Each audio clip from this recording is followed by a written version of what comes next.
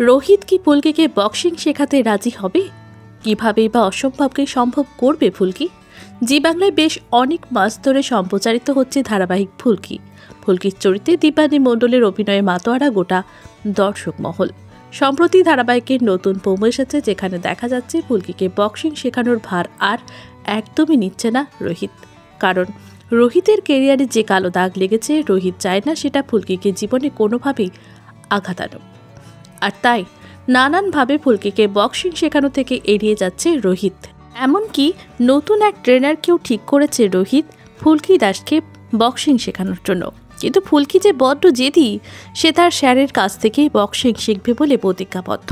আর তাই নানান দুষ্টু বুদ্ধিতে সে সকলকে প্রায় পাগল করে দিচ্ছে। সম্প্রতি ধারাবাহিকে দেখা যাবে ফুলকি এক বক্সিং প্রতিযোগিতার নাম দেবে রোহিতকে তার বক্সিং শেখানোর জন্য, যাতে রাজি করতে পারে। ফুলকি তার বিপক্ষের প্রতিযোগীর কাছ থেকে ইচ্ছে করে মার খেয়ে বক্সিং রিং থেকে কোনোভাবে বেরোতে অস্বীকার করে। রোহিত বারবার ফুলকিকে বক্সিং রিং থেকে বার করার চেষ্টা করলেও সে বিফল হয়।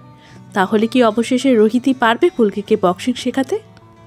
ফুলকির এই ফাঁদা দুষ্টু বুদ্ধিতে কি আদৌ পা দেবে রোহিত? ফুলকি দাস কি রাজি করতে পারবে রোহিতকে তার বক্সিং শেখানোর জন্য?